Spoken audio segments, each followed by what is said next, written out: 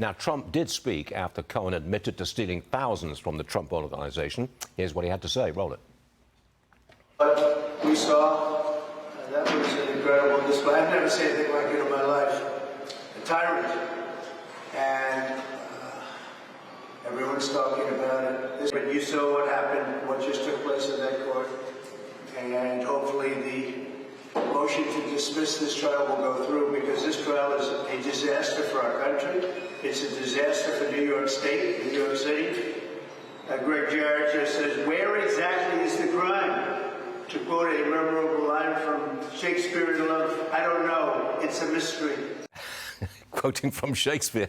Lawrence Jones joins me this morning. All right, overall, what do you make of Cohen's confession?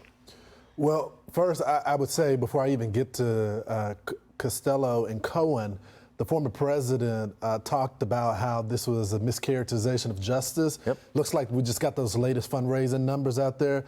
Apparently, there's a lot of Americans agreeing with the former president. He's out fundraising Joe Biden for the first time. So that tells you something that they thought that was going to hurt Donald Trump is actually helping him right now. Now to Cohen, I mean, we didn't expect that. I mean, we know that he's a liar, but a thief too. So my mom used to say, if you lie, you steal, you kill. That's the only thing that he's missing right now. I think in the eyes of the jury, he already had a burden going in with a credibility. I think that only increased yesterday. He helped Trump. Yeah. He's obviously a proven Well, it just liar. shows that he's not a credible witness. Right, not a credible witness. What about Costello? Do you think he helped Trump? You know, I think that's a mixed bag. And I was always questioning that moment anyway, because I felt like that when you have a win, just take it. And I feel like, you know, the prosecution's case rested on Cohen. Let that be the final thing that they hear. The judge, I think, is a big factor right there. You never want, my first job, I have great respect for the court system. My first job was working in the juvenile court for a judge. And one thing that you always realize with a judge is that they're supposed to be fair.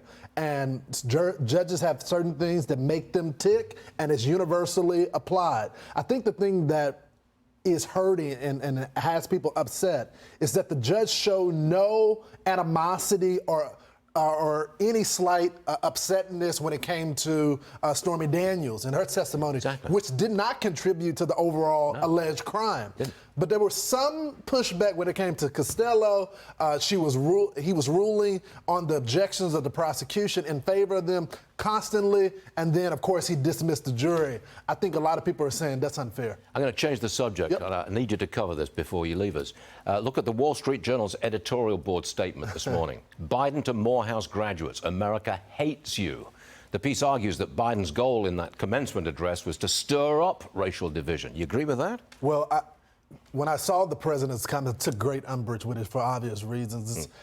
You know, my parents made it very clear to work hard, not work 10 times as hard. If you're already accomplishing the best right there, then why do you need to double it? And I think when you have a president of the United States that had the opportunity to make gains on improving the economic lives of Americans, especially Black Americans, education, and did not do that, and because he doesn't have an agenda to run on, to lean on race, especially when he did nothing during the civil rights movement, especially when you have the 90s crime bill. He didn't pass the First Step Act.